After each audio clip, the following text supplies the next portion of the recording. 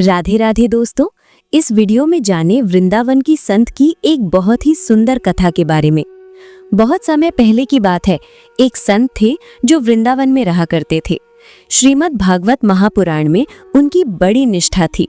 उनका नियम था कि वो रोज श्रीमद् भागवत महापुराण के एक अध्याय का पाठ करते और राधा रानी जी को अर्पण करते।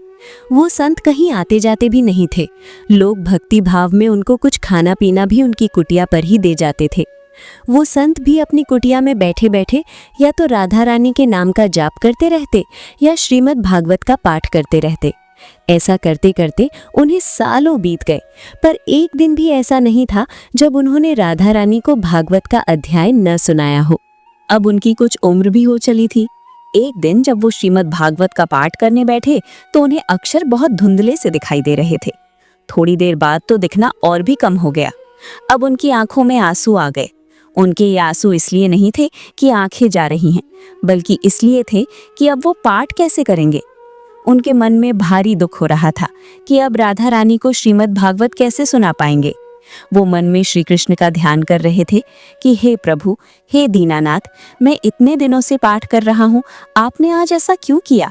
अब मैं कैसे राधा रानी को पाठ सुनाऊंगा? रोते रोते सारा दिन ढल गया और शाम हो गई। उस दिन उन्होंने कुछ भी खाया पिया नहीं, क्योंकि उनका नियम था कि वो पाठ राधा रानी को सुनाकर उन्हें समर्पित कर कर ही खाना खाया करते थे। तभी उनके दरवाजे पर कोई आया। वैसे ही उन्हें धुंधला दिख रहा था। वो बड़ी मुश्किल से दरवाजे तक पहुंचे और बोले, कौन है? एक बालक की आवाज आई। वो बोला, बाबा, माँ ने खाने का सामान भेजा है।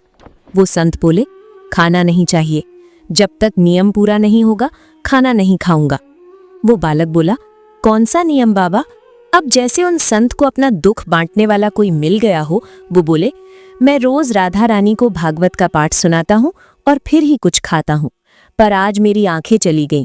ये कहकर वो रोने लगे। बालक उन्हें रोता देखकर बोला, अच्छा, आंखें चली गईं, इसलिए आप दुखी हैं? वो संत बोले, अरे ये आंखें किसको चाहिए? मैं तो इसलिए दुखी हूँ कि अब किशोरी जी को पाठ कैसे सुनाऊंगा। उनकी बात सुनकर वो लड़का बोला, बाबा रुको, मैं थोड़ी देर में आता हूँ। वो संत वहां खड़े रह गए। इतने में बालक दौड़ता हुआ आया और बोला, ये पट्टी अपनी आंखों पर बांध लो। अब हाथ में पट्टी पकड़ाकर वो लड़का भाग गया। संत अपने दुखी मन से अंदर आकर जमीन पर लेट गए। उन्होंने सोचा, लगता है वो किसी वैद्य का लड़का होगा, कुछ इलाज जानता होगा। अब उन्होंने आंखों पर पट्टी बांधी और सो गए। जब संत उठे तो उन्हें सब साफ साफ दिख रहा था। वे बड़े प्रसन्न हुए।